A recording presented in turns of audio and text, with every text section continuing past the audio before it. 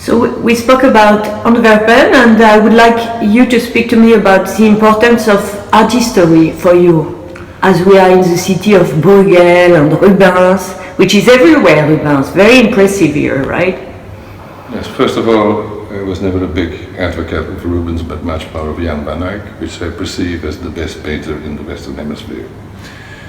If we think of Belgium, we think, which used to be a region, it's a very relatively young country, founded in 1830 by the money of the Rothschilds. If we think about Belgium, there are two things that people will think about. Is René Magritte, which is surrealism, and Ensor, which I also curate a show of in the Royal Academy in October. Yes.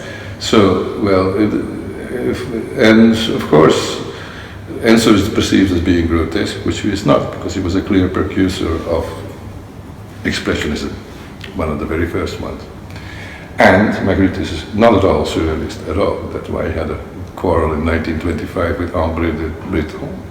Actually, if you look at the most known work of Magritte, which is the Trahison des Images, it's already typically and very self-evidently clear that it's not about the surreal, because it's a depiction, and the title is part of the painting.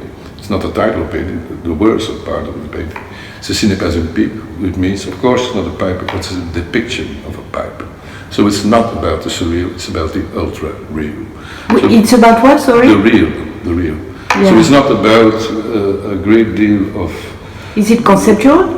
It is very conceptual, and it is very conceptual. Why is it conceptual? Because as a region, this region has been overrun by a lot of foreign powers, and there was never time to be romantic like the Germans. There was never time to be rational like the French. Or esoterical to a certain point. There was always the element of the real. And so realism is a real link. And that link is much more visible, of course, in the most unforgiven artist, which is, of course, Van Eyck, and not Rubens. Also, him and his brother, they created, that's what the history says, oil painting, which allowed Leonardo da Vinci to make his first masterpiece, because you could paint much faster with oil than tempera, which Pisanello stole and exported to Italy. So in that sense, we're also quite responsible for 3/4 of the Renaissance. So fuck Leonardo da Vinci, we'll do it with Jan van Eyck. And his motto was really great, and that's why as a painter here, and even an artist to a conceptual point, and this runs all the way to Duchamp, which for me is not avant-garde, but is actually much more in the reign of old masters. When you think of the big glass, big glass is a little bit the same as a painting of Hieronymus Bosch, where we forgot 64% of the iconography, and therefore we call it art. And later, of course, Duchamp being a dilettante, everybody after Van Eyck is a dilettante, used it with an iconography which was on a psychological level, but it was clearly the intention to make a masterpiece. So I never had a problem with Duchamp at all when it comes to that. I think that's one of the largest misunderstandings. First of all, I think Duchamp was one of the most aesthetical French artists that I know of. And actually going back to the fucking Middle Ages, in a way. And so, where are you in all this history? And what do you have big influences? Well, everything influences me. First of all, I have never been foolish enough to go into a fight with new media, because it's something you don't win. I'm from the television generation, which means a manco of experience and an overload of imagery. Now we are talking about the internet generation, which is already an entirely different generation, I suppose, with a different undercurrent. But that means that my toolbox has become much bigger in order to create painting. I don't